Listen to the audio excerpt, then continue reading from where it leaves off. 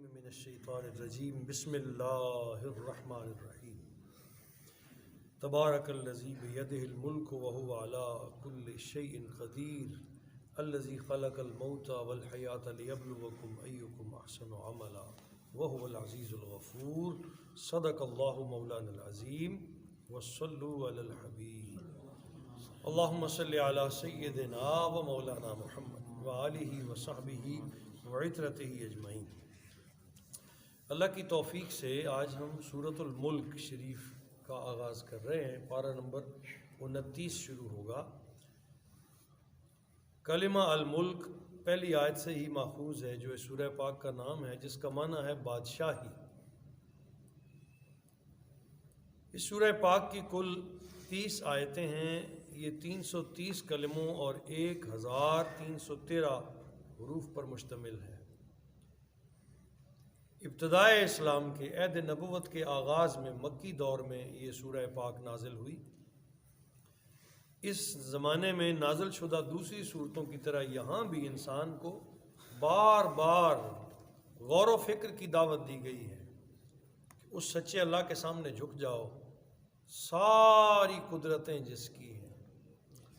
بے پناہ مثالیں دے کے بار بار انسان کو سمجھایا کہ ان میں غور و فکر کر، تدبر کر، سورج، چاند، ستارے، ان کی رعنائیاں، رونقیں، دن اور رات کے نظام، انہیں دیکھ اور ان سے اپنے اللہ کو پہچان۔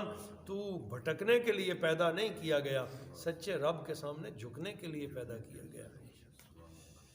یہ بتا کر حیات و موت کا تسلسل اللہ تعالیٰ نے قائم کیا ہے، فوراً انسان کی توجہ اس کی حکمت کی طرف موڑ دی کہ اس سے مقصد صرف تمہارا امتحان ہے، تمہاری زندگی اور موت، کہ تم میں سے کون اچھے اچھے اعمال کر کے اپنے آپ کو اللہ کے لیے وقف کرتا ہے، اس کے بعد اپنی قدرت و حکمت کے ثبوت کے لیے اپنی کائنات کو پیش کیا اور دنیا میں تمام پیدا ہونے والی چیزوں کی طرف توجہ دلائی۔ غور کر، کیا یہ کوئی انسان بنا سکتا ہے؟ اگر کوئی ایسا کرنے پر قادر نہیں تو پھر قادر مطلق کو تسلیم کر۔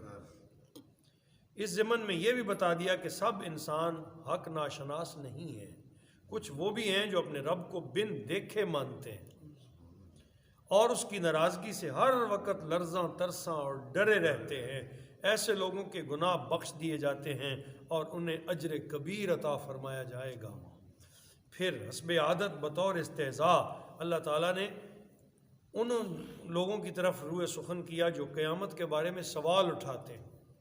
اس کا جواب دیا کہ اس کا علم اللہ تعالیٰ کے پاس ہے، جب اس کا مقررہ وقت آئے گا تو وہ برپا ہو جائے گی، پھر تم یقین کرو گے لیکن اس وقت کچھ نہیں بن پائے گا۔ آج یقین کرو گے تو فائدہ ہوگا۔ آخر میں ان سے ایک اور اہم سوال کر کے، جس کا ان کی روز مرہ زندگی کے ساتھ بڑا گہرا تعلق ہے، ان کے معبودوں کی بے بسی کو آشکارا کر دیا کہ بتاؤ تو صحیح کہ جو پانی تم پیتے ہو، یہ پانی کیا تم نے پیدا کیا ہے؟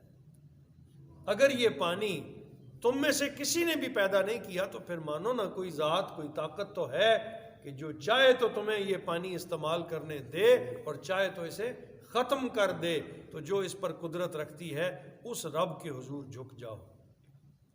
یہ سورہ پاک سورۃ الملک، نبی کریم صلی اللہ تعالیٰ علیہ وسلم اس سورہ پاک سے بے پناہ پیار فرماتے تھے اور حضور کے متعدد ارشاد گرامی اس سورہ مبارکہ کی شان میں نازل ہوئے۔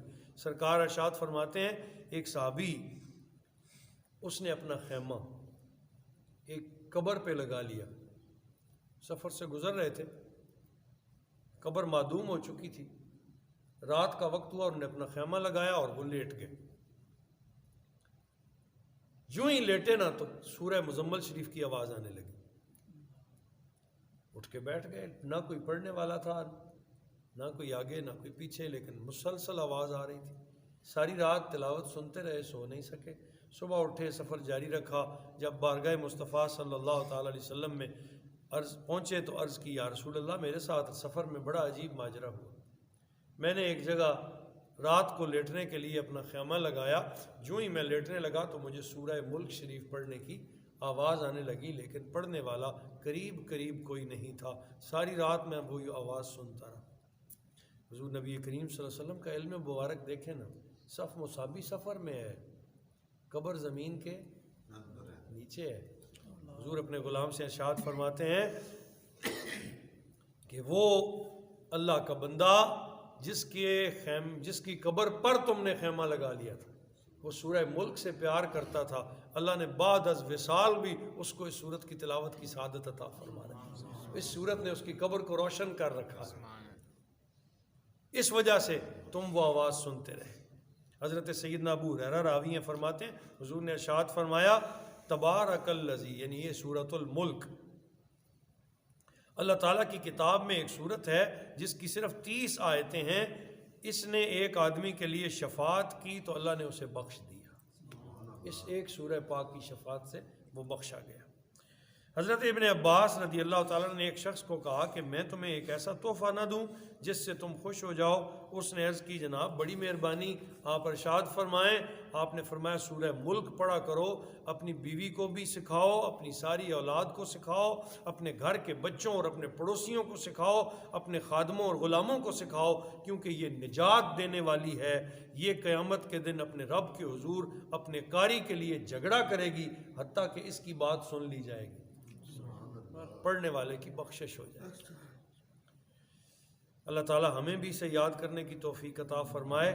نبی پاک صلی اللہ علیہ وسلم نے ارشاد فرمایا میں اس کو پسند کرتا ہوں کہ میری امت کے ہر مرد و زن کو یہ صورت یاد ہو، کم از کم قرآن کا کچھ حصہ تو یاد ہونا چاہیے، کچھ حصہ ہر بندے کو، ہر مومن کو، یہ بہت ضروری ہے کہ کچھ حصہ یاد ہو۔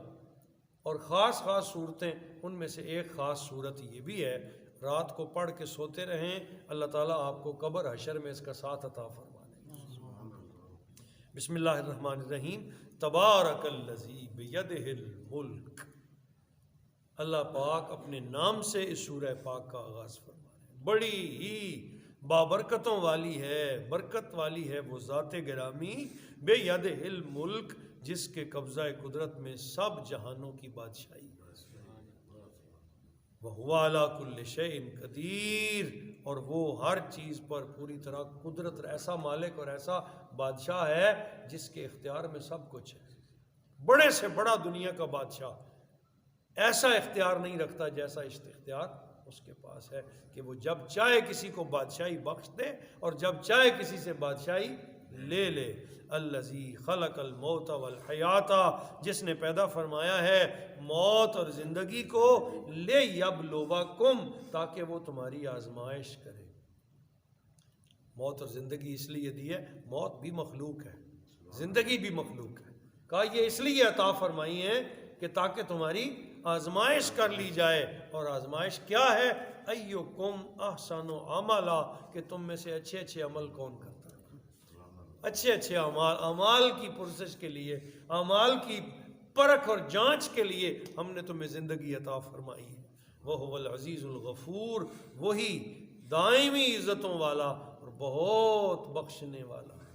زندگی کی قدر کرو اس سے پہلے کہ یہ زندگی چلی جائے۔ حضرت شیخ سعدی شیرازی رحمۃ اللہ تعالیٰ علیہ آپ ایک حکایت نقل کرتے ہیں، آپ فرماتے ہیں ایک بابا تھا، اسے رستے میں چلتے چلتے ایک تھیلا مل گیا پتھروں کا، اس نے جانور رکھے ہوئے تھے، اسے نہیں خبر تھی کہ یہ پتھر کیسے ہیں، اس نے اپنے کندھے کے ساتھ لٹکا لیا اور یہ دھیان بنایا کہ جب چھپڑ سے بھینسیں اٹھانی ہوں گی تو اس میں سے پتھر نکال کے ماریں گے، بھینسیں اٹھا لیں گے۔ وہ جب اس نے کوئی چھپڑ سے بھینسیں اٹھانی ہوتی، وہ شام کو 2 پتھر نکالتا، مارتا، اٹھاتا، گھر لے جاتا۔ ایک دن ایک جوری پاس سے گزر رہا تھا، اس کے ہاتھ میں پتھر تھا، جوری کی نظر پڑ گئی، وہ پتھر شناس تھا۔ اس نے کہا بابا تیرے پاس کتنا قیمتی پتھر ہے، یہ فروخت نہیں کرتے ہو؟ بابے نے کہا اچھا یہ بیچے بھی جاتے ہیں؟ اس نے کہا ہاں، میں تمہیں اس تھیلے کا 10,000 درہم دیتا ہوں، تم یہ تھیلا مجھے دے دو۔ تو بابے نے رونا شروع کر دیا، جوری سمجھا شاید میں نے اس کے پتھروں کی صحیح قیمت نہیں لگائی، اس نے کہا 20,000 درہم لے لو۔ تھیلا مجھے دے دو. وہ اور رویا. تو اس جوہری نے پوچھا کیا اب بھی میں نے تیری قدردانی نہیں کی کہ تو روتا ہے؟ اس نے کہا میں اس پہ نہیں رو رہا کہ تم نے میرے پتھروں کا مول ٹھیک نہیں لگایا, میں تو اس لیے رو رہا ہوں کہ اگر مجھے پہلے دن پتا ہوتا کہ ان پتھروں کی قیمت اتنی زیادہ ہے تو میں انہیں چھپڑ میں پھینک کے ضائع نہ کرتا. میں نے کتنے قیمتی پتھر چھپڑ میں پھینک کے ضائع کر دیے. شیخ سعدی واقعہ لکھ کے آگے ہر بات میں نا, ہر واقعے میں وہ نتیجہ لکھتے ہیں. کہا نتیجہ یہ ہے کہ یہ جو زندگی کے ماہ و سال اللہ نے تمہیں دیے ہیں یہ وہ قیمتی پتھر ہیں. یہ زندگی کی جو صبح اور شامیں اللہ نے تمہیں عطا کی ہیں یہ وہ قیمتی پتھر ہیں جو تمہارے پاس ہیں, اور تم انہیں ایسے ہی پھینکتے جا رہے ہو, ضائع کرتے جا رہے ہو. جب وہ مالک حکیم تیری زندگی کے پاکیزہ لمحوں کی قدر ڈالے گا اس وقت تو ہاتھ ملے گا, اے کاش میں نے ایک بھی لمحہ ضائع نہ کیا ہوتا, اے کاش میں نے ایک بھی رات ضائع نہ کی ہوتی اور میں پوری زندگی کی قیمت وصول کرتا. جب وہ کریم قیمت ڈالے گا اس وقت پچھتاؤ گے. اس سے پہلے اپنی زندگی کی حقیقت کو سمجھو اور اس کی قیمتی موتی رب کے حضور اکٹھے کرتے رہو تاکہ پورا مول حاصل کر سکو. اللہ میں شرف زندگی پر اپنے آپ کو ایسے مستقیم کرے کہ ہم رب کے لیے زندہ رہیں, اس کے حبیب کے لیے زندہ رہیں, اور سب کا خاتمہ بالایمان ہو. وما علینا الا البلاغ.